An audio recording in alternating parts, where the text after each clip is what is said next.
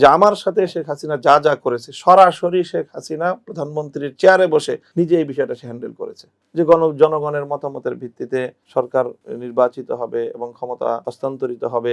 একটা নমরুদ, একটা ফেরাউন, আর একটা কারুন, আর একটা আব্দুল্লাহ ইবনে উবাই, মানে মুনাফিক সর্দার, এই চারজনকে একত্রিত করে একটা গ্লাসের মধ্যে গোলালে একটা শেখ হাসিনার জন্ম হয়। বাংলাদেশের ইসলামী রাজনৈতিক অঙ্গনের সবচেয়ে জনপ্রিয় এবং আলোচিত ব্যক্তি, হেফাজতে ইসলাম বাংলাদেশের যুগ্ম মহাসচিব, বাংলাদেশ খেলাফত মজলিসের আমির, ইসলামী চিন্তাবিদ, লেখক, শিক্ষক এবং রাজনীতিবিদ মাওলানা মামুনুল হক, যিনি বিভিন্ন সময়ে তার বক্তব্য দিয়ে আলোচনার শিকার যেমন হয়েছেন, তেমনি তরুণ আলেমদের মধ্যে উদ্দীপনাও তৈরি করেছেন।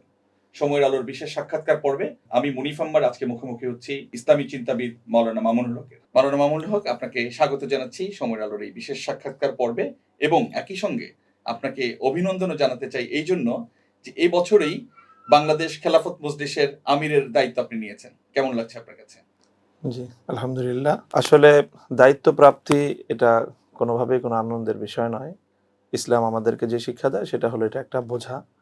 তো সে দায়িত্বের বোঝা সকলে মিলে আমার উপর অর্পণ করেছে। আমি বিশ্বাস করি যে যেহেতু আমার ব্যক্তিগত কোনো চাহিদা ছিল না এই দায়িত্ব প্রাপ্তির জন্য, এই জন্য আল্লাহ পাক রব্বুল আলামিন আমাকে সাহায্য করছেন এবং করবেন, এবং আল্লাহর সাহায্য সাথে থাকলে ইনশাআল্লাহ আমি সফলকাম হব।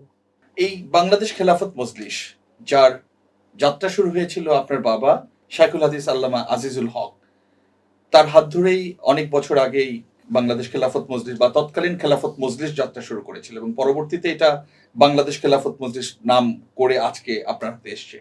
এবং আমরা যতদূর জানি, এই বাংলাদেশ খেলাফত মজলিসের মহাসচিবের দায়িত্বে কিন্তু আপনার বড় ভাই মাওলানা মাহফুজুল হক সাহেবও ছিলেন, এবং আপনি বাংলাদেশ যুব খেলাফত মজলিসের কেন্দ্রীয় সভাপতির দায়িত্বে ছিলেন। এরপরে বাংলাদেশ খেলাফত মজলিসের যুগ্ম মহাসচিবের দায়িত্বে ছিলেন। সে তারই ধারাবাহিকতায় আমরা দেখেছি আপনাকে যে এটার আমিরের দায়িত্ব নিয়েছেন। আপনার পরিবারের এই বাংলাদেশ খেলাফত মজলিসে আর কারা কারা আছেন? এই মুহূর্তে বাংলাদেশ খেলাফত মজলিসে আমার পরিবারের মাওলানা হাফেজ মাহবুবুল হক সাহেব, তিনি আমাদের বাংলাদেশ খেলাফত মজলিসের কেন্দ্রীয় নায়েবে আমির। এখন আমার ভাগিনা আছে একজন, বাংলাদেশ খেলাফত মজলিসের কেন্দ্রীয় কমিটি নির্বাহী সদস্য মাওলানা এনামুল হক। আরেকজন আছে মাওলানা হেসানুল হক, বাংলাদেশ খেলাফত মজলিস ঢাকা মহানগরীর যুগ্ম সাধারণ সম্পাদকের দায়িত্ব পালন করছে। 1989 সালের 8ই ডিসেম্বর বাংলাদেশ খেলাফত মজলিস যাত্রা শুরু করে। খেলাফত মজলিস গঠিত হয়েছিল দুইটা সংগঠন একীভূত হয়ে। একটা ছিল বাংলাদেশ খেলাফত আন্দোলন, আর একটা ছিল ইসলামী যুব শিবির। বাংলাদেশ খেলাফত আন্দোলনের তখন আমিরের দায়িত্বে ছিলেন আমার মরহুম বাবা শাইখুল হাদিস আল্লামা আজিজুল হক, এবং তার নেতৃত্বেই মূলত বাংলাদেশ খেলাফত মজলিস যাত্রা শুরু করে। 1989 সালের 8ই ডিসেম্বর থেকে একেবারে 2005 সাল পর্যন্ত এভাবে সংগঠন চলে। 2005 সালে সেই সংগঠনের মধ্যে কিছুটা বিভিন্ন প্রশ্নে দ্বিধা বিভক্তি তৈরি হয়। 7-8 সাল পর্যন্ত আমার বাবা বাংলাদেশ খেলাফত মজলিস আমিরের দায়িত্বে থাকেন। তার জীবদ্দশাতেই আমরা, যখন তিনি আসলে দায়িত্ব পালন করার শারীরিকভাবে অক্ষম হয়ে পড়েন, তখন আমরাই বাংলাদেশ খেলাফত মজলিসের আমিরের দায়িত্বে নিয়ে আসি আমাদের মরহুম আমির প্রিন্সিপাল আল্লামা হাবিবুর রহমান সাহেবকে। উনি দীর্ঘদিন দায়িত্ব পালন করেন, একেবারে আমৃত্যু উনি এই দায়িত্ব পালন করেন। তার মৃত্যুর পরে আমাদের সংগঠনের পরবর্তী আমির নির্বাচিত হন মাওলানা ইসমাইল নূরপুরি সাহেব, এবং তিনি আমির নির্বাচিত হন। আর মহাসচিব পর্যায়ক্রমে অনেক মহাসচিব পরিবর্তন হওয়ার পরে আমার বড় ভাই আল্লামা মাহফুজুল হক সাহেব, তিনি মহাসচিবের দায়িত্ব গ্রহণ করেন সংগঠনের একটা ক্রাইসিস পিরিয়ডে সংগঠনকে হাল ধরার জন্য এবং সংগঠনের অন্তত শৃঙ্খলা রক্ষা করার জন্য। তিনি বেশ লম্বা একটা সময় মহাসচিবের দায়িত্ব পালন করেন। ইতিমধ্যে এই সময়টায় আমি যুব সংগঠনকে গোছানোর কাজ করি। বাংলাদেশ খেলাফত যুব মজলিস 2009 সালের 29শে মে জাতীয় মসজিদ বাইতুল মোকাররম থেকে আমরা তার যাত্রা শুরু করি, এবং যুব মজলিস নিয়ে আমি দীর্ঘ একটা সময় কাজ করেছি, দীর্ঘ প্রায় 15 বছর। এই সময়টার মধ্যে আমি বাংলাদেশ খেলাফত মজলিসের অনেক পর্যায়ে দায়িত্ব পালন করেছি। আমি ছাত্র সংগঠনের দায়িত্ব পালন করেছি। তারপরে বাংলাদেশ খেলাফত মজলিসে 2000 সাল থেকে বাংলাদেশ খেলাফত মজলিসে প্রথমে ঢাকা মহানগরীর সহ সাধারণ সম্পাদক ছিলাম। এরপরে বাংলাদেশ খেলাফত মজলিস ঢাকা মহানগরীর সাধারণ সম্পাদকের দায়িত্ব পালন করেছি। তারপরে ঢাকা মহানগরের সভাপতির দায়িত্ব পালন করেছি। পর্যায়ক্রমে আমি ছাত্র মজলিসের মোহাম্মদপুর থানা শাখার সভাপতি ছিলাম। একেবারে রুট লেভেল থেকে আমি রাজনীতি করে আজকে এই পর্যায়ে এসেছি। ছাত্র মজলিসের থানা শাখার সভাপতি ছিলাম আমি। এরপরে খেলাফত মজলিসেরও এইভাবে দায়িত্ব পালন করতে করতে ঢাকা মহানগরীর সভাপতির দায়িত্ব পালন করেছি বেশ একটা লম্বা সময়। এরপরে যুব মজলিসের দীর্ঘদিন দায়িত্ব পালন করে তারপরে বাংলাদেশ খেলাফত মজলিসের যুগ্ম মহাসচিবের দায়িত্ব গ্রহণ করি আমি। মহানগর সভাপতি থেকে যুগ্ম মহাসচিব। যুগ্ম মহাসচিব দীর্ঘদিন দায়িত্ব পালন করার পরে যখন মাহফুজুল হক সাহেব তিনি বেফাকুল মাদারিস কওমি মাদ্রাসা শিক্ষা বোর্ডের দায়িত্ব গ্রহণ করেন, তখন সেই কারণে তাকে সংগঠনের দায়িত্ব ছেড়ে দিতে হয়। তারপরে আমি সংগঠনের মহাসচিবের দায়িত্ব গ্রহণ করি। মহাসচিবের দায়িত্ব গ্রহণ করার পরে 4 বছর আমি বাংলাদেশ খেলাফত মজলিসের মহাসচিব ছিলাম। যদিও এই তিন বছরই আমি কারারুদ্ধ ছিলাম, কিন্তু এই সময়টাতে আমি মহাসচিবের দায়িত্বে ছিলাম। আমার অবর্তমানে ভারপ্রাপ্ত মহাসচিব দায়িত্ব পালন করেছেন। এরপরে চলতি সেশনে এসে বাংলাদেশ খেলাফত মজলিসের শুরায় সর্বসম্মতিক্রমে আমাকে আমির হিসাবে নির্বাচন করা হয়েছে। তো এটাকে আমি কোনোভাবেই পারিবারিক পরিচয় হিসেবে আমার দায়িত্ব পালন আমি বলবো না, বলার কোনো সুযোগ নেই। যদি এটা পরিবারের পরিচয় এখানে কোনো মুখ্য কোনো ভূমিকা রাখতো, তাহলে শাইখুল হাদিস রহমতুল্লাহ আলাইহি আমার আব্বাজানের পরেই হয়তো আমার ভাই আমি কোনো একটা গুরুত্বপূর্ণ দায়িত্ব পেতাম। সেটা হয় নাই। মধ্যখানে আরো 2 জন আমির, আরো প্রায় 3-4 জন মহাসচিব তারা দায়িত্ব পালন করে। হ্যাঁ, ইসমাইল নূরপুরি সাহেব উনি দায়িত্ব পালন করেছেন। মহাসচিব হিসাবে মাওলানা ইউসুফ আশরাফ সাহেব দায়িত্ব পালন করেছেন, নিজামুদ্দিন সাহেব দায়িত্ব পালন করেছেন, হুমায়ুন কবির সাহেব দায়িত্ব পালন করেছেন। অনেক ব্যক্তি এভাবে দায়িত্ব পালন করে পর্যায়ক্রমে আমাদের উপর দায়িত্ব অর্পিত হয়েছে, এবং এই দায়িত্ব আমার উপর অর্পিত হওয়ার ক্ষেত্রে এখানে কোনোভাবেই আমাদের কোনো পারিবারিক পরিচয় এখানে ভূমিকা পালন করেনি। এবং এখনো যারা সংগঠনে আছে, আমার ছেলে ছাত্র মজলিস করে, আমার ভাগিনা সে ছাত্র মজলিস দীর্ঘদিন করে করে করে করে তারপরে সংগঠনের একটা থানা পর্যায়ে দায়িত্ব পালন করেছে, থানা পর্যায় থেকে এখন মহানগরী পর্যায়ে দায়িত্ব পালন করেছে, মহানগরী দীর্ঘদিন দায়িত্ব পালন করে কেন্দ্রীয় দায়িত্বে এসেছে। কাজে আমি মনে করি যে আমাদের বাংলাদেশ খেলাফত মজলিসে আমাদের যেই পরিবার, আলহামদুলিল্লাহ, আমার আব্বাজান, আমার আব্বার সন্তানরা, আমরা যে ভাইরা আছি, আমাদের প্রত্যেক ভাইদের সন্তান যারা, যে বিশাল পরিবার, সেই তুলনায় সংগঠনের দায়িত্বে আমরা খুব কম অল্প সংখ্যক লোকই আছি। তাহলে আপনাদের এই আমির নির্বাচনের প্রক্রিয়াটা কি? এটা কি গণতান্ত্রিক প্রক্রিয়ায় হয় নাকি সংগঠনের কোনো নীতিমালার মধ্য দিয়ে হয়, এবং সেটা কেমন? শুরাই নিজামে সম্পূর্ণ শুরা ভিত্তিতেই আমাদের সংগঠনের নেতৃত্ব নির্বাচিত হয়। সংগঠনের নেতৃত্ব নির্বাচিত হওয়ার যে প্রক্রিয়া আমাদের সংগঠনের গঠনতান্ত্রিক উপায়ে রয়েছে, সেটা হলো নির্বাহীতে প্রথমে এই আমিরের প্রস্তাবনা পাস হয় নির্বাহী বৈঠকে, নির্বাহী পরিষদে সে আমিরের প্রস্তাবনা তৈরি হওয়ার পরে সেই প্রস্তাবনা শুরায় উত্থাপিত হয়। তারপরে শুরা সদস্যগণ যদি সেই প্রস্তাবনার আলোকে তারা ভোট দেয়, তখনই আমির নির্বাচিত হয়। আমার আমির নির্বাচন হওয়ার ক্ষেত্রেও সংগঠনের পরিপূর্ণভাবেই সেই গঠনতান্ত্রিক প্রক্রিয়া অবলম্বিত হয়েছে, এবং সেইভাবেই দায়িত্ব আমার উপর অর্পিত হয়েছে। বাংলাদেশ খেলাফত মজলিস আসলে কি চায়? মানে খেলাফত রাষ্ট্র ব্যবস্থা, নাকি বর্তমান রাষ্ট্র ব্যবস্থা ইসলামী খেলাফত প্রতিষ্ঠা করা? ঠিক প্রক্রিয়াটা কি? কোন প্রক্রিয়া আপনাদের মিশন, ভিশন, বা কিভাবে আপনারা রাষ্ট্রকে খেলাফার নিয়ম অনুযায়ী চালাতে চান? আমাদের সংগঠনের একটা মুখ্য স্লোগান আছে, খেলাফত প্রতিষ্ঠার লক্ষ্যে গণ আন্দোলন গড়ে তুলুন। অর্থাৎ আমরা মনে করি যে খেলাফত প্রতিষ্ঠার জন্য আমাদের ভৌগোলিক এবং সামগ্রিক পরিস্থিতিতে বাংলাদেশে ইসলামী শাসন ব্যবস্থা বা কোরআনী শাসন ব্যবস্থা প্রতিষ্ঠা, যেটাকে আমরা খেলাফা ব্যবস্থা বলি, সেটা প্রতিষ্ঠার জন্য বাংলাদেশে এই ভূখণ্ডের জন্য উপযুক্ত ব্যবস্থা হলো গণ আন্দোলন। অর্থাৎ গণবিপ্লবের মাধ্যমে আমরা প্রচলিত রাষ্ট্র ব্যবস্থা বা যা রাজনৈতিক ব্যবস্থা রয়েছে, সেই জায়গায় আমরা কোরআনী রাজনৈতিক ব্যবস্থা, আল্লাহ প্রদত্ত রাজনৈতিক বন্দোবস্ত, খেলাফা ব্যবস্থা আমরা প্রতিষ্ঠা করতে চাই।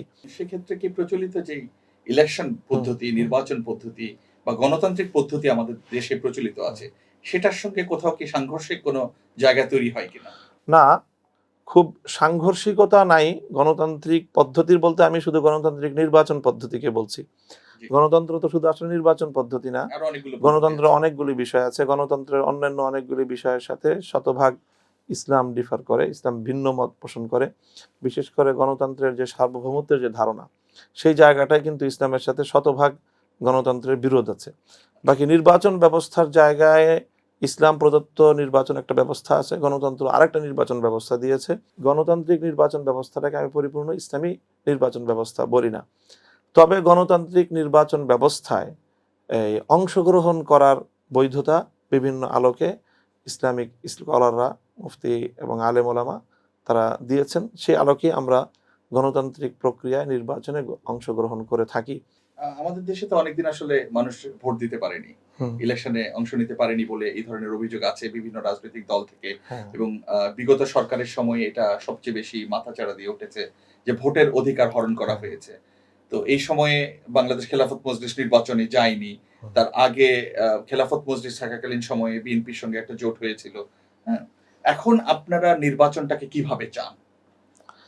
এখন তো অবশ্যই, যেহেতু একটা পদ্ধতি বাংলাদেশে প্রচলিত আছে, এই গণতান্ত্রিক নির্বাচনী প্রক্রিয়া, এবং এই প্রক্রিয়ার মাধ্যমে শান্তিপূর্ণ উপায়ে ক্ষমতা হস্তান্তর এবং ক্ষমতা পরিবর্তনের একটা সুযোগ আছে। এছাড়া অন্যান্য যে সকল প্রক্রিয়াগুলো অবলম্বিত হয়, সবগুলোর তুলনায় এই প্রক্রিয়াটাকে আমরা নিরাপদ এবং শান্তিপূর্ণ মনে করি।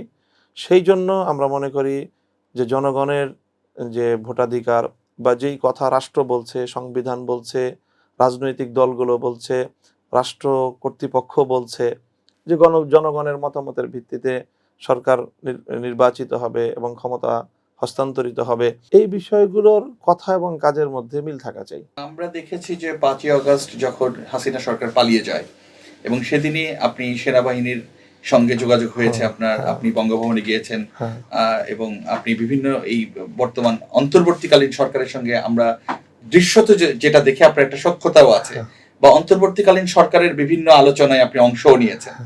আপনি কি মনে করেন যে অন্তর্বর্তীকালীন এই সরকারের মধ্য দিয়ে একটা সুষ্ঠু সুন্দর নির্বাচন দেওয়া সম্ভব?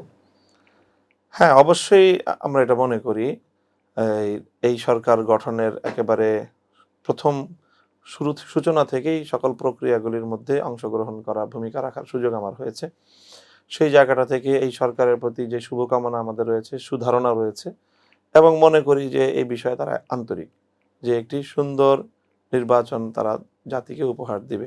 আওয়ামী লীগ সরকারের আমলে বাংলাদেশের অন্যান্য রাষ্ট্রীয় প্রতিষ্ঠানগুলোর মতোই, বরং সবচেয়ে বেশি যেই প্রতিষ্ঠানটাকে ধ্বংসের মুখে ফেলে দেওয়া হয়েছে সেটা নির্বাচন ব্যবস্থা এবং নির্বাচনী প্রতিষ্ঠানকে। কিন্তু এখন যেটা তৈরি হয়েছে যে নির্বাচন আগে নাকি সংস্কার আগে, এই যে একটা মতদ্বৈততা তৈরি হয়েছে, ছাত্ররা বলছে আগে সংস্কার এবং পরে নির্বাচন, এবং দেশের এই মুহূর্তে সবচেয়ে বড় রাজনৈতিক দল যেটি বাংলাদেশ জাতীয়তাবাদী দল বিএনপি, তারা নির্বাচনের জন্য একরকম চাপ প্রয়োগই করছে, আবার অপরদিকে জামাত বলছে আরো কদিন পরে নির্বাচন। এই এত সব কথার মধ্য দিয়ে আপনি কোনটা চান, বা বাংলাদেশ খেলাফত মজলিস কি চায়, যে আগে নির্বাচন নাকি আগে সংস্কার? না, অবশ্যই যে এখানে প্রয়োজনীয় সংস্কার, এখানে কিন্তু সকলেই এই কথাটা মানছে যে প্রয়োজনীয় সংস্কারের পরে নির্বাচন। তবে প্রয়োজনীয় সংস্কারের যে মাত্রাটা, সেই জায়গাটায় বিরোধ, এবং সেই জায়গাটায় অবশ্যই আমাদের অবস্থান খুবই ভারসাম্যপূর্ণ। আমরা মনে করি যে নির্বাচন হওয়ার পূর্বে এতটুকু সংস্কার অবশ্যই হওয়া উচিত যে নির্বাচনকে প্রভাবিত করার মতো কোনো রাজনৈতিক কোনো পক্ষ নির্বাচনকে যেন কোনোভাবেই প্রভাবিত করতে না পারে। দেশের আইন শৃঙ্খলা রক্ষাকারী বাহিনী এবং প্রশাসনের যে সক্ষমতাটা যেন অর্জিত হয়। আমরা এখন দেখছি যে বাংলাদেশের প্রশাসন, বিশেষ করে আইন শৃঙ্খলা যে পরিস্থিতি, তাতে কোনোভাবেই এখন দেশের স্বাভাবিক আইন শৃঙ্খলা পরিস্থিতি সামাল দেওয়াটাই এখনো পর্যন্ত স্বাভাবিক হয়ে ওঠেনি।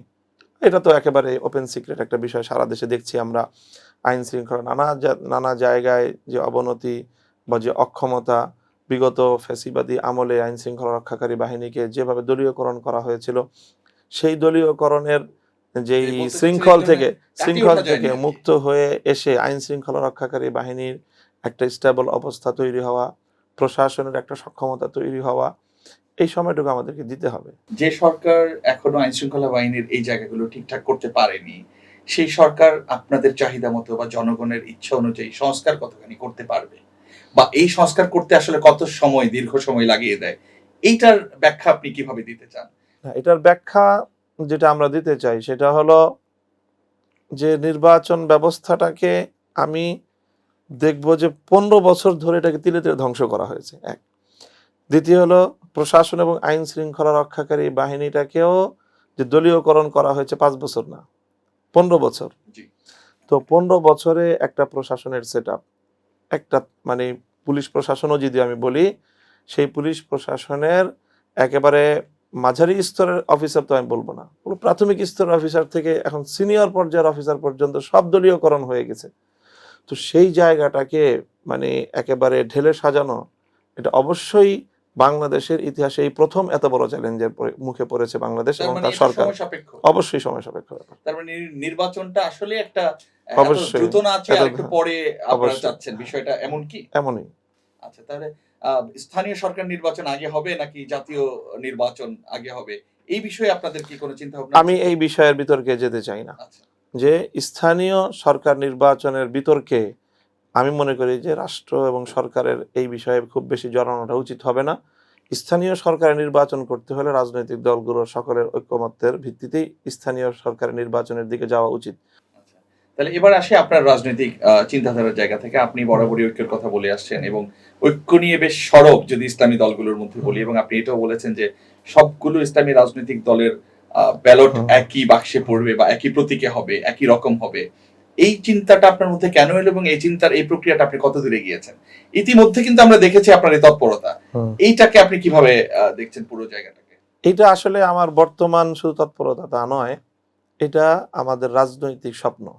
আচ্ছা, যখন থেকে রাজনীতি করি, বাংলাদেশে ইসলামী রাষ্ট্র প্রতিষ্ঠার স্বপ্ন দেখি, খেলাফা প্রতিষ্ঠার স্বপ্ন দেখি, এবং এটা আমরা মনে করি যে খেলাফা বা ইসলামী হুকুমত প্রতিষ্ঠা করতে হলে শুধু আমি আর আমার দল মিলে এটা সম্ভব না, বরং এটার জন্য আমাকে অবশ্যই বাংলাদেশে অপরাপর যারা অন্তত মৌলিক একটা প্রশ্নে আমরা একমত যে আমরা ইসলামী হুকুমত চাই, আমরা আল্লাহর জমিনে আল্লাহর দ্বীনের বিজয় দেখতে চাই, কোরআনী শাসন দেখতে চাই, এই মৌলিক প্রশ্নে আমরা যারা একমত, আমরা যদি প্রথমে আগে ঐক্যবদ্ধ না হই, মানুষের কাছে আমরা কখনোই মানুষের আস্থা আমরা অর্জন করতে পারি না।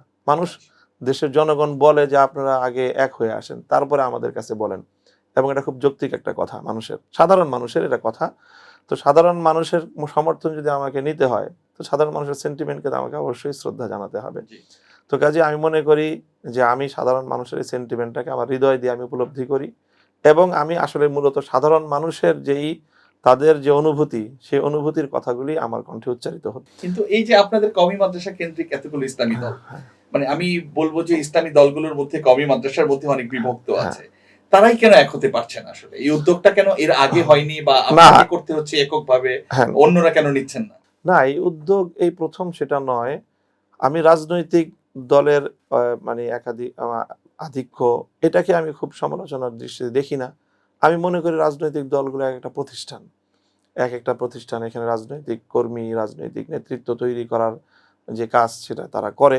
সেই কাজগুলো করে আমরা রাষ্ট্র প্রতিষ্ঠার যে আমাদের অভিন্ন যেই চাহিদা বা অভিন্ন দাবি, সেই জায়গাটায় আমরা যেন ঐক্যবদ্ধভাবে জাতির সামনে উপস্থাপিত হতে পারি, সেটা আমাদের দায়িত্ব। মানে আপনাদের ফার্স্ট জেনারেশন তো আসলে ঐক্য প্রক্রিয়া করে আবার ফাটলও হয়েছে সেই সময়। এটা কি বলবো যে আমরা সেকেন্ড জেনারেশন স্টেপ, যে সেকেন্ড জেনারেশনে আবার চেষ্টা করছি? কারণ ইসলামী আন্দোলন, যেটা ইসলামী শাসনতন্ত্র আন্দোলন ছিল এক সময়, সেটারও প্রতিষ্ঠাতাদের একজন ছিলেন আপনার বাবা, যিনি খেলাফত মজলিসেরও প্রতিষ্ঠাতা। সেখান থেকে ফাটল হয়েছে। তারপরে এসে বিএনপির সঙ্গে জোট বাধা নিয়ে একটা ফাটল হয়েছে, ইসলামী ঐক্য জোট হয়েছে, ঐক্য জোটে ফাটল হয়েছে, তারপরে আবার 20 দলীয় জোট হয়েছে, সেখানে ফাটল হয়েছে। এই যে ফাটলের এত চূর্ণ বিচূর্ণ অবস্থা, এর মধ্য দিয়ে আপনি এমন সময় এসে এই ঐক্যের যে সুর তুললেন, এটা কতখানি সাকসেস হবে না? আমি আশাবাদী, যেহেতু মানুষ বলে এবং গণমানুষের মনের একান্ত বাসনা, এবং ইসলামী সকল রাজনৈতিক সংগঠনগুলোর যে মাঠ পর্যায়ের কর্মীরা, তাদেরও কিন্তু এটাই বক্তব্য এবং তাদের এটা অভিপ্রায়, তাদের মানে এটা স্বপ্ন যে বাংলাদেশে ইসলামপন্থী সকল রাজনৈতিক নেতৃবৃন্দ তারা ঐক্যবদ্ধভাবে জাতির সামনে উপস্থাপিত হবেন। সুন্নি মতবাদ যারা দাবি করেন, হ্যাঁ, তাদেরকেও আপনি ফেরাতে চাচ্ছেন, যা মাজারপন্থী যদি বলি, তাদেরকেও ফেরাতে চাচ্ছেন। একই সঙ্গে জামাত ইসলামের মতো ইসলামী দলগুলোর মধ্যে একটা বড় রাজনৈতিক দল, তাদেরকেও একসঙ্গে হতে চাচ্ছেন। ইতিমধ্যে আপনাদের সাক্ষাৎ হয়েছে, কথা হয়েছে। তো জামাতের সঙ্গে যে আদর্শিক দ্বন্দ্বটা কওমিদের, দেওবন্দীদের, এবং একই সঙ্গে আপনারা যারা এই রাজনীতি করছেন তাদের, সেটা কতখানি মীমাংসা হয়েছে? সেই বিরোধের জায়গায়, মত পার্থক্যের জায়গায় আমি বলছি যে আমাদের যে ঐক্যের যে সূত্রগুলো, যে ঐক্যের যে জায়গাগুলো, যেই কথাটা আমরা সকলেই একসাথে এক বাক্যে বলি, সেই জায়গাগুলোতে আমরা ঐক্যবদ্ধ হই। বাংলাদেশে 4টা ঘরানা যারা বাংলাদেশে আমরা ইসলামের চর্চা করি, তো সে চারো ঘরানার লোক, কারো কারোর সাথে কারো বিরোধ অনেক বেশি। জি। আমাদের সাথে এই সুন্নি বা যেটা আমরা যাদেরকে সুন্নি বলছি, তো সুন্নি এই যে মতাদর্শীর অনুসারী যারা, তাদের সাথে আমাদের যতটুকু বিরোধ, আমাদের চেয়ে আরো ঢের বা আরো বেশি বিরোধ হলো আহলে হাদিস যে স্কুল অফ থট তাদের সাথে। তো আহলে হাদিস স্কুল অফ থটের অনুসারী সুন্নিদের সাথে বিরোধটা অনেক বেশি মাত্রায়। আমরা সেখানে আমাদের কিন্তু আহলে হাদিসদের সাথেও কিছুটা বিরোধ আছে, সুন্নিদের সাথেও কিছুটা বিরোধ আছে।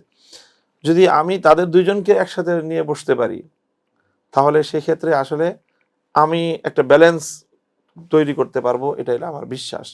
এবং সেই জায়গাটায় আমরা যারা কওমি ভিত্তিক বাংলাদেশে যেই অংশ, যেই এই ঘরানাটা আছি, আমাদের দায়িত্ব সবচেয়ে বেশি। কারণ বাকি সবগুলো গ্রুপের সাথে আমাদের দূরত্বটাই পারস্পরিক অন্যান্যদের দূরত্বের তুলনায় সহনীয় পর্যায়ের। আচ্ছা। আমি যেমন বলি, সুন্নিদের সাথে জামাতে ইসলামের বিরোধ আমাদের চেয়ে অনেক বেশি, জামাতের সাথে সুন্নিদের বিরোধ আমাদের চেয়ে বেশি। বা আহলে হাদিসের হ্যাঁ, বিরোধ। আহলে হাদিসের সাথে সুন্নিদের বিরোধ আমাদের চেয়ে বেশি, আচ্ছা। সুন্নিদের সাথে আহলে হাদিসের বিরোধ আমাদের চেয়ে বেশি। আমাদের সাথে সকলের মতো পার্থক্য আছে তিনোটা পক্ষের সাথে, আবার তিনোটা পক্ষের সাথে আমাদের কিছু সহ অবস্থানেরও ইতিহাস আছে এবং সুযোগ আছে। কাজে এই জন্য আমি মনে করি যে এই তিনটা পক্ষকে যদি আমরা একসাথে বসতে পারি, একসাথে আমরা ঐক্যবদ্ধ হতে পারি, তাহলে সেই ক্ষেত্রে আমাদের যে মতাদর্শিক যে বিরোধগুলো, সেই বিরোধগুলো আমি বলি জ্ঞানগত বিরোধ, সেগুলো চিন্তাগত বিরোধ, সেই চিন্তাগত বিরোধগুলো আমাদের আলোচনার টেবিলে, আমি যেটা বলি ইলমি আলোচনা, জ্ঞানগত আলোচনার মাধ্যমে আমরা সেগুলো আমাদের এই মতপার্থক্যের ধারা অব্যাহত থাকবে। বিএনপি কি কিভাবে দেখছেন? বিএনপির সঙ্গে তো আপনাদের হ্যাঁ, একসময় অ্যালায়েন্স ছিল, হ্যাঁ, এবং আবার যদি মনে করেন যে আগামী নির্বাচনে বিএনপির সঙ্গে হ্যাঁ, বিএনপির সাথে এখনো পর্যন্ত আমাদের কোনো বিরোধের জায়গা নেই। আমি যেটা মনে করি যে এখানে আমাদের তিনটা স্টেপ, হ্যাঁ, একেবারে আমি ঐক্যের তিনটা স্টেপ বলবো। প্রথম স্টেপ হলো আমার যে একেবারে মতাদর্শিকভাবে আমরা কওমি ঘরানার ভিত্তিক যে রাজনৈতিক দলগুলো আছি সেগুলো ঐক্যবদ্ধ হওয়া, এটা প্রথম প্রথম। স্টেপ। দ্বিতীয় স্টেপটা হলো আরেকটু বৃহৎ পরিসরে অন্যান্য ঘরানার যে ইসলামিক রাজনৈতিক সংগঠনগুলো আছে সেই সংগঠনগুলোর সাথেও বৃহত্তর ইসলামিক ঐক্য, এটাকে আমরা বৃহত্তর ইসলামিক ঐক্য বলছি। এরপরে তৃতীয় পর্যায়ে হলো আসলে বিএনপিও বাংলাদেশে তার যে রাজনীতির উত্থান, বিএনপির যে রাজনৈতিক দর্শন, সেটাও কিন্তু ইসলামী রাজনীতিকে সমর্থন করে।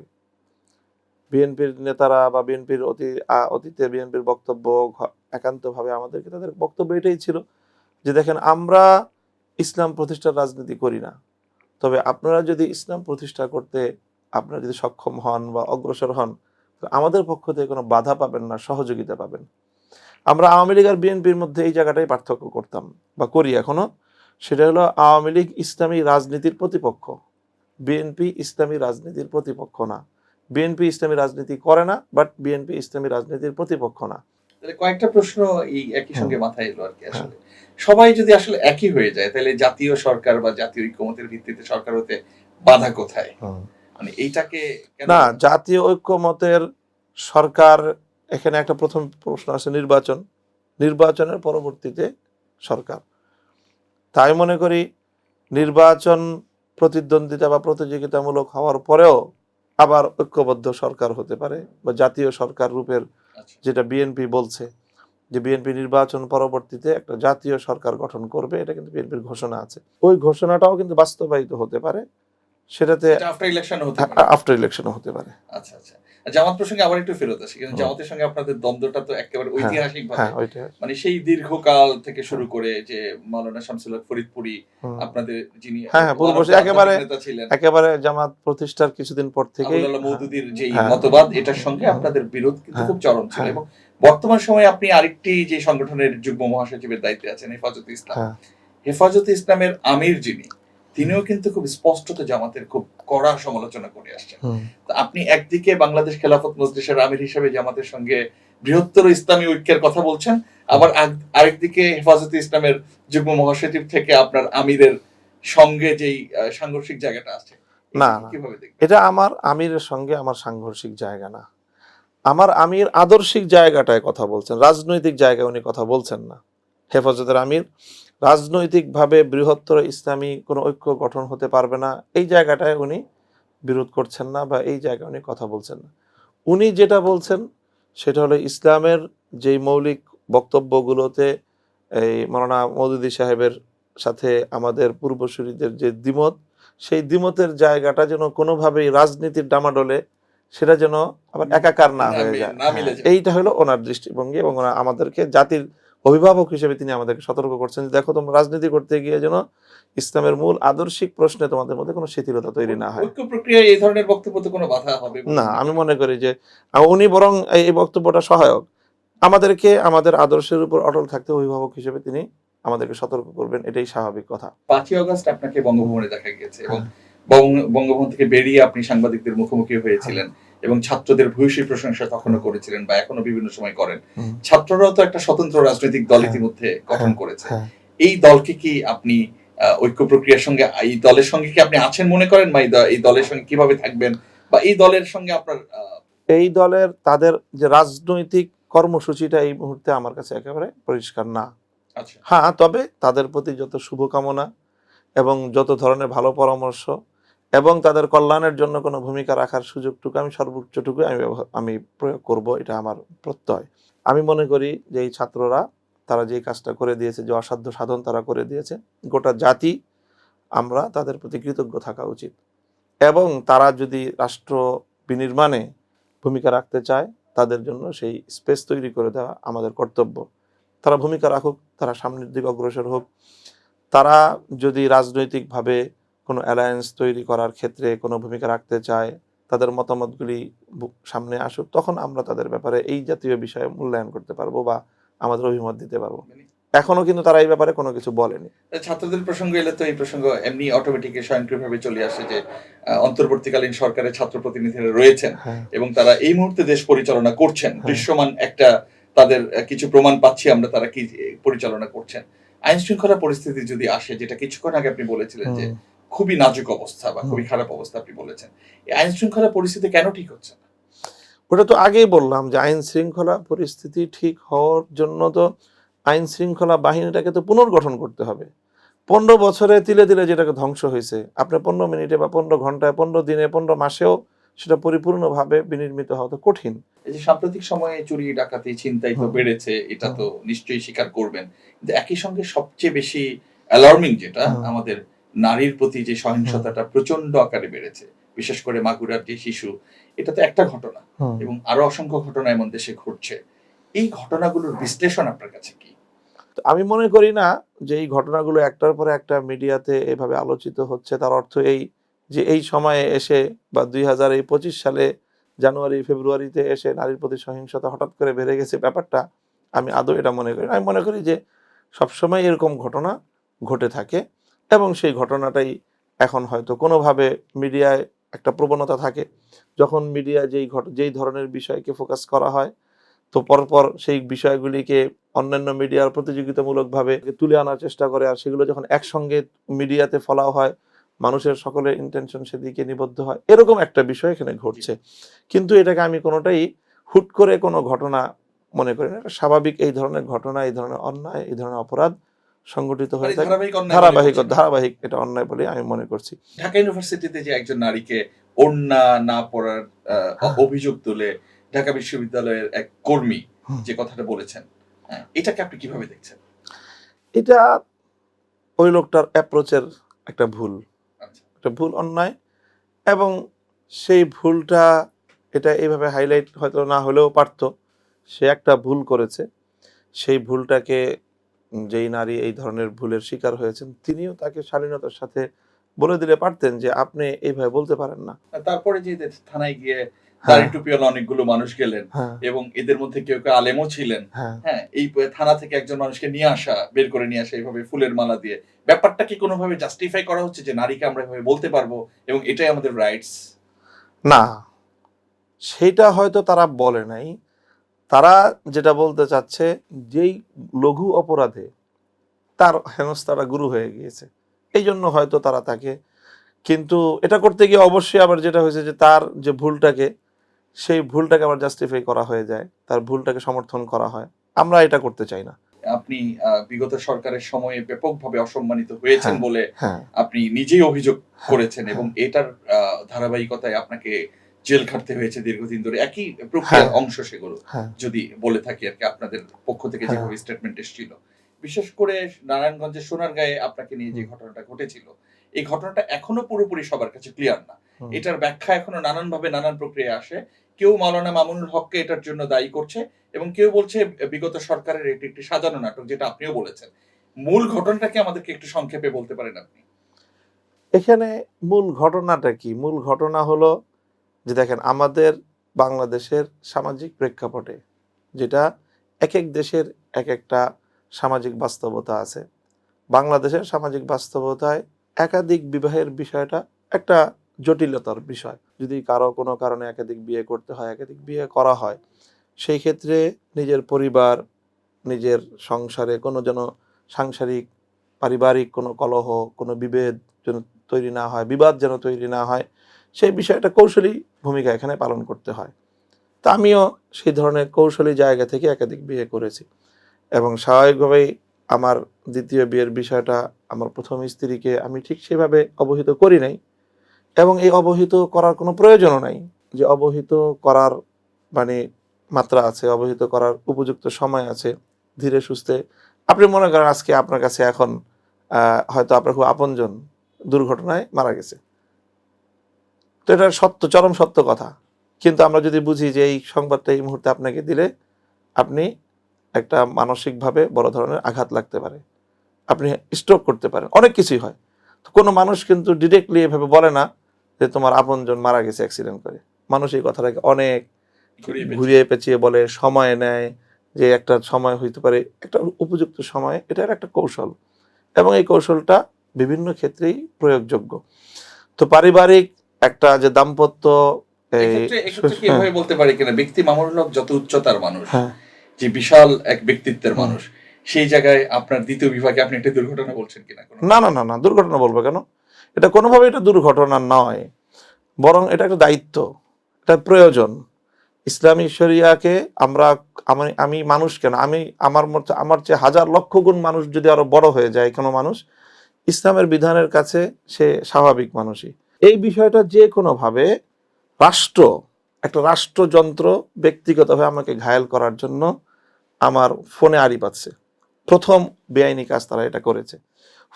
ফোনে আড়ি পেতে যে কোনোভাবে আমাদের পারস্পরিক এই সকল আলাপ কথাবার্তাগুলো তারা রেকর্ড করেছে। রেকর্ড করে গোয়েন্দা সংস্থাগুলো তারা এটাকে কেন্দ্র করে আমার বিরুদ্ধে একটা তারা জাল পেতেছে বা ব্যাপক একটা আয়োজন করেছে। স্বাভাবিকভাবে আমি এক জায়গায় অবস্থান করেছি এবং আমি আমার স্ত্রীকে সহ কোথাও আমি গিয়েছি, তখন তারা এই বিষয়টাকে সিন ক্রিয়েট করার জন্য টোটাল এরকম একটা ঘটনা তারা ঘটালো এবং সেখানে সেটা ঘটানোর জন্য আওয়ামী লীগ, যুবলীগ, ছাত্রলীগ এবং তাদের যে পোষা এই ঘাতক দালাল নির্মূল কমিটির সদস্য এবং তাদের নিজস্ব মিডিয়া এবং সাংবাদিক সব সহ গিয়ে তারা এইভাবে আমাদেরকে হেনস্থা করলো, আমাকে শারীরিকভাবে লাঞ্ছিত করলো, অপমান করলো।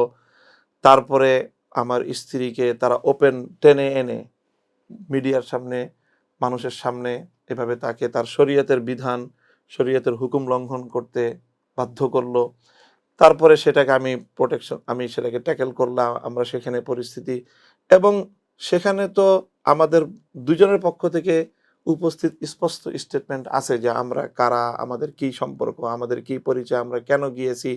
সেখানে শুধু আমার বক্তব্য না, তো আমার জায়গা থেকে আলাদা তার বক্তব্য নিচ্ছে, তাকে ওখানে আরেক জায়গায় মহিলা পুলিশ তারা গিয়ে, আইন শৃঙ্খলা রক্ষাকারী বাহিনীর সদস্যরা তারা গিয়ে তাকে সেখানে জেরা করছে।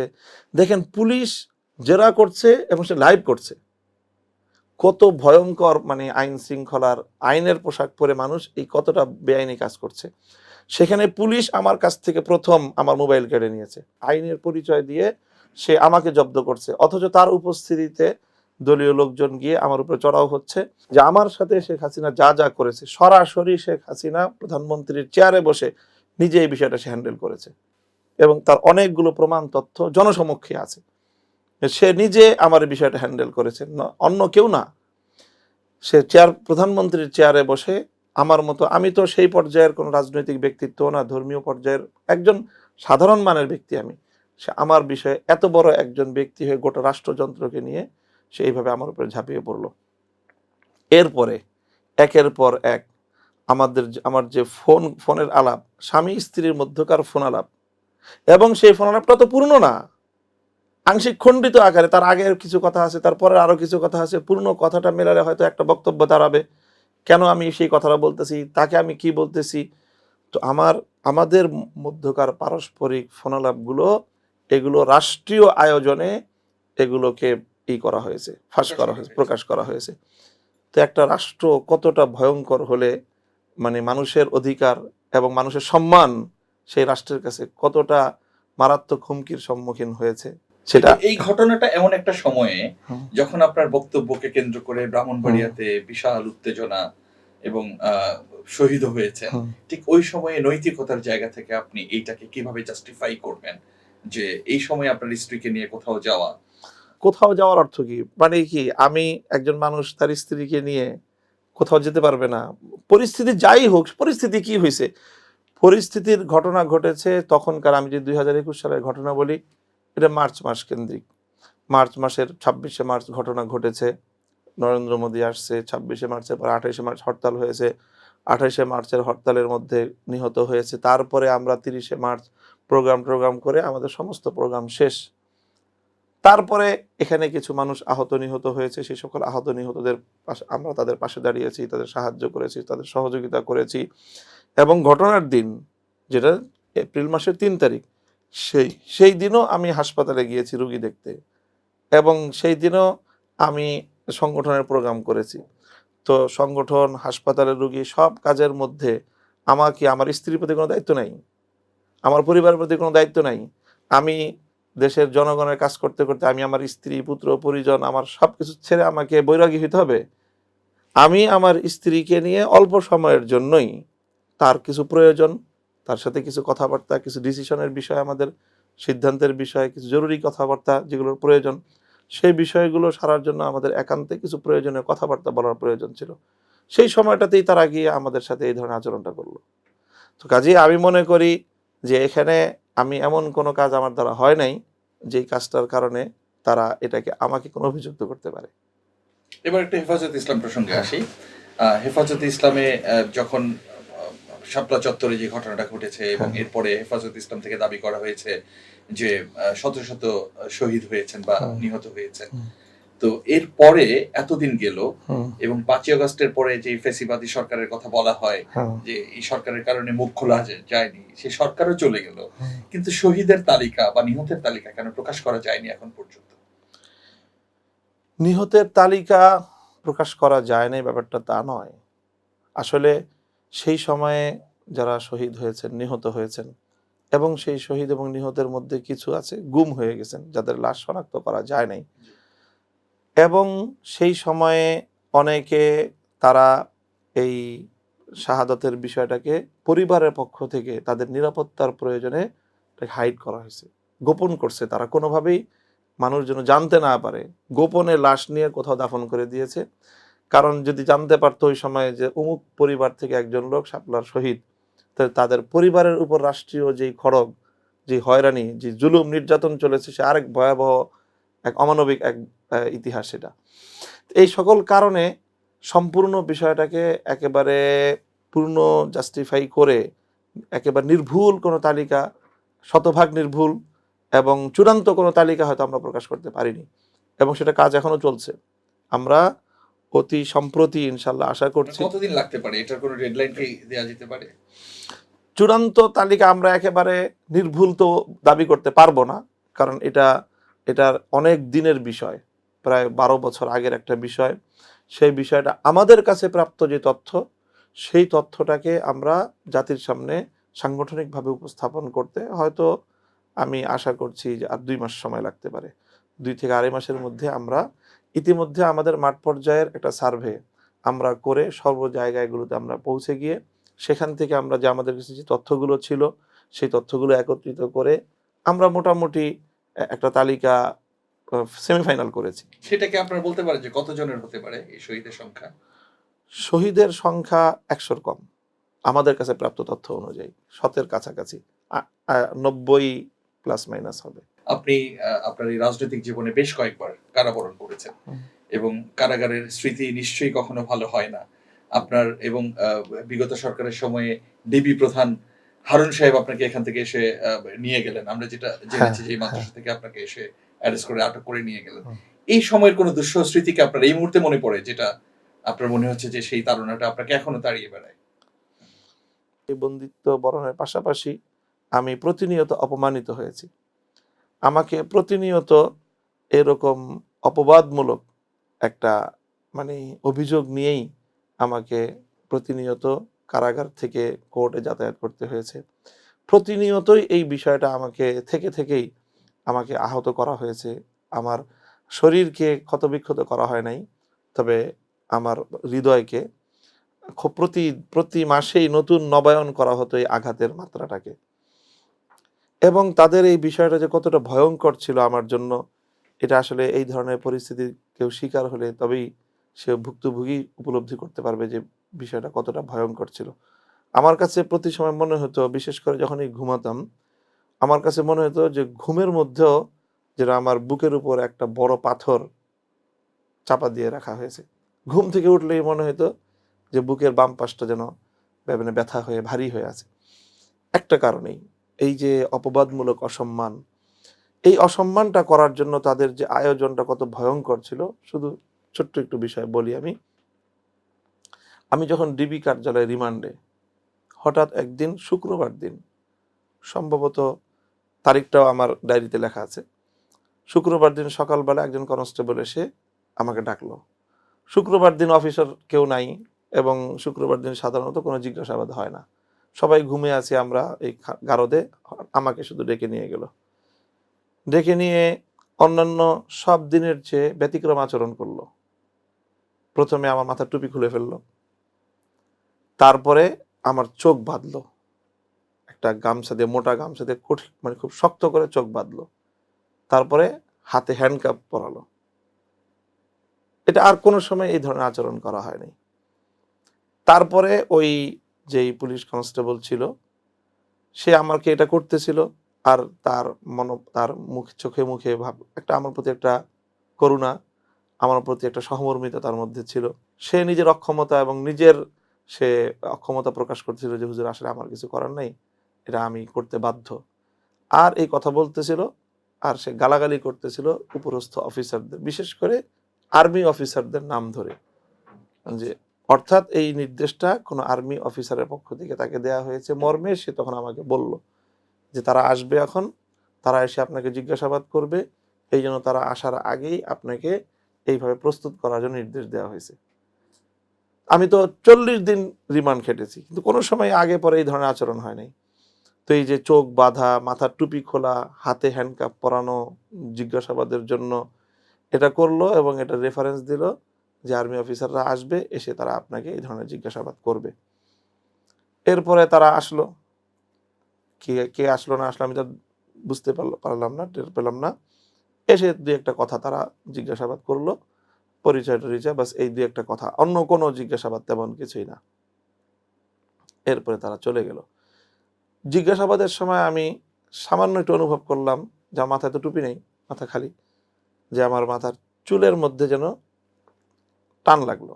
চুল টান লাগলে যেরকম মাথায় একটা অনুভূতি হয়, খুব সিম্পল সেরকম অনুভূতিটা হলো। আমি ঘটনা বুঝতে পারলাম না যে কি হলো ঘটনা। পরবর্তীতে আমাকে ওখানকার ডিবির আরেকজন পুলিশের লোক, সে পরে বলল 1-2 দিন পরে যে আপনার মাথার থেকে ডিএনএ চুরি করে নিয়ে গেছে। আচ্ছা।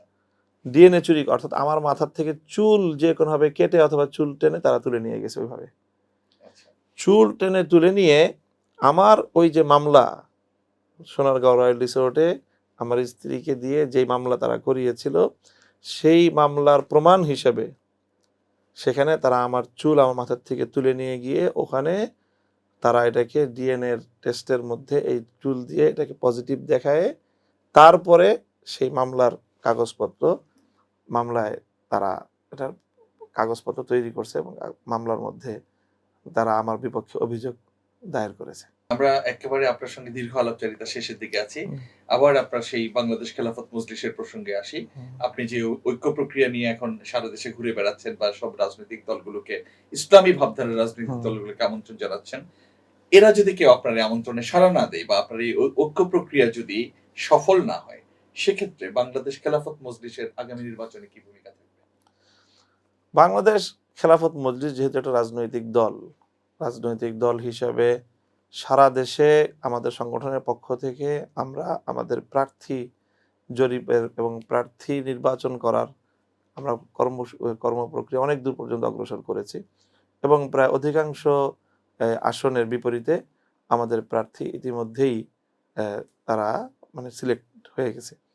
কাজেই সেই ক্ষেত্রে আমরা আমাদের দলীয়ভাবে আমরা নির্বাচনে অংশগ্রহণ করবো, এটাই স্বাভাবিক। আচ্ছা, আওয়ামী লীগ নির্বাচনে আসার ক্ষেত্রে আপনার মতামত কি? আওয়ামী লীগ কি আসুক বা না আসুক, বা দল হিসেবে আওয়ামী লীগকে আপনার আগামী নির্বাচনে কিভাবে চান? আমরা তো আগে আওয়ামী লীগের দল হিসেবে বিচার চাই। আচ্ছা, আওয়ামী লীগ যা করেছে বাংলাদেশের রাষ্ট্রের সাথে, বাংলাদেশের জনগণের সাথে এবং শুনি আরো এর স্পেসিফিক ভাবে বাংলাদেশে ইসলামপন্থীদের সাথে যা করেছে, এর আগে বিচার হোক। বিচারের পরে যদি আওয়ামী লীগের নেতাকর্মী কিছু অবশিষ্ট থাকে তাহলে তারপরে তারা নির্বাচন করবে, রাজনীতি করবে, সবই করবে। আওয়ামী লীগের নিষিদ্ধের ব্যাপারে আপনার কোনো মতামত আছে? ছাত্ররা কেউ হুম। দাবি তুলেছে, অনেকেই দাবি তুলেছে, বিশেষ করে শহীদ পরিবার, হুম। এই জুলাই অভ্যুত্থানে যাদের সন্তান বা যে পরিবারের সদস্য হারিয়েছে, তারা এই ধরনের দাবি তুলেছে। আমারও মনে হয় যে আওয়ামী লীগকে মানে রাজনৈতিক যে তাদের যেই কর্মকাণ্ড এবং তারা যেই মানবতা বিরোধী অপরাধ করেছে, সেই অপরাধের অভিযোগে যথার্থভাবে তাদের বিরুদ্ধে অভিযোগ প্রমাণিত হয় এবং এর চাক্ষুষ হাজার হাজার প্রমাণ, সেই মানবতা বিরোধী অপরাধের দায়ে আওয়ামী লীগকে নিষিদ্ধ করা উচিত। আচ্ছা, আপনাকে অনেক ধন্যবাদ। আপনার সঙ্গে দীর্ঘ আলাপচারিতায় আমরা আপনার ব্যক্তিগত জীবন থেকে শুরু করে রাজনৈতিক জীবন, আপনার ঐক্য প্রক্রিয়া, আগামী নির্বাচন সংস্কার, অনেকগুলো বিষয় নিয়ে আমরা আলাপ করেছি এবং আপনার এই আমাদেরকে সময় দেওয়ার জন্য আপনাকে আমরা ধন্যবাদ জানাচ্ছি।